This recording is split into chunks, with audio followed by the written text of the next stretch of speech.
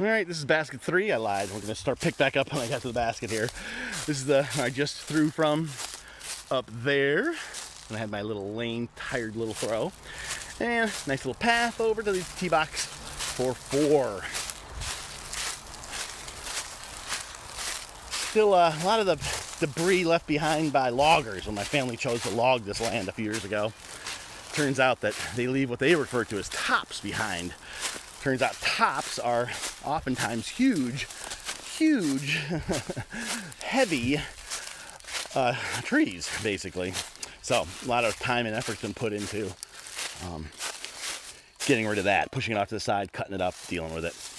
And here we are, hole 4. You can probably see it that's a Mando here to keep us off the other fairway that comes back along the base of that ridge. But you can kind of see down there where the next basket is. Golly, my flick shot is horrendous. Still gotta level some tee boxes, not too many, some for sure, and have gravel already deployed. So I'm gonna be doing a combination gravel carpet for the first year, which I think is gonna be adequate. Good drainage, decent grip. You know, throughout the year, I've been assured, and it seems like that's been the case. So that's one of my top priorities before winter sets in, is to, and the ground freezes, is to make sure all these tee boxes are appropriately slanted or level, as it were. Because as everyone who knows me knows, I can't stand poorly leveled tee boxes. Up there, that's hole 1 where we started out, and down through here is Caton Creek. We are in the first venture into the Gully proper.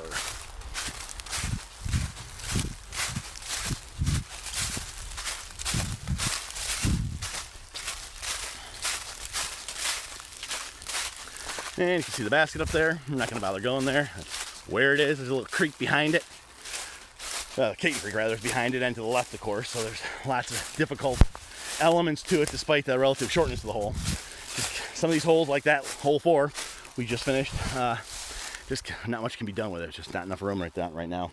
This is where my family, the base of this hill, generations have dumped garbage. So we've done some excavating. It's been kind of interesting. We put a lot out. This is just some of the recent stuff we pulled out. The next basket, I'm not even gonna bother throwing. It's kind of along this ridge, the base of this sloped hill to the left. Again, super long hole. Mostly just because there just isn't any room to make it any longer than it is. As it is, it's already kind of a little crowded with the prior fairway. Didn't seem to be an issue during the invitational tournament, but that was also not a full field by any stretch, so we'll see how it does as we start to get more players. I'm optimistic that Nando's and or other mechanics will alleviate any difficulty that may present. There's the basket, kind of up the hill a little bit, so you get a little punishment if you miss the putt, because you suck. Chances are it'll roll down the hill and you have a nice little challenging putt back up. Still gonna probably modify it. That basket's been in a few different positions. Still not 100% satisfied with that. Either I'm gonna move it again probably, or more likely we'll just kind of flatten and make a better landing pad, as it were, so it's not quite as slopey as it currently is. All right, coming up on hole 6, departing up and out of the gully now. First time we're doing that. First of many.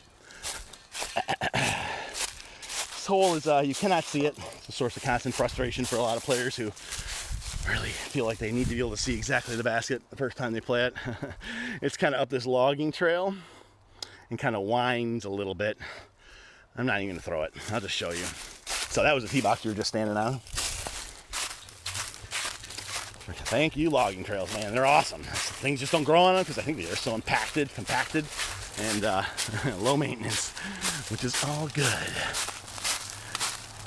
The boundary of the property, originally, as I understand it, way back in the 1800s or whenever the heck they defined it, was based on the creek. So when you look at current property maps, it's curious to see how the creek itself has, of course, moved, as creeks do.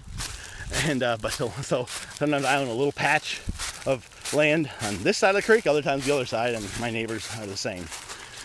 See that? And again, that little pink sign kind of indicates, helps you see where the basket is, which is right behind that pink sign, basically. This is definitely a hole more clearing is required. A lot's been done, but still more to get more polished.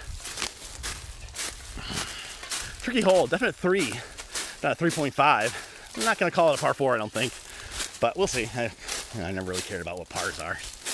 I don't know why people care, in fact. All right, so we'll stop it here, start up in a second.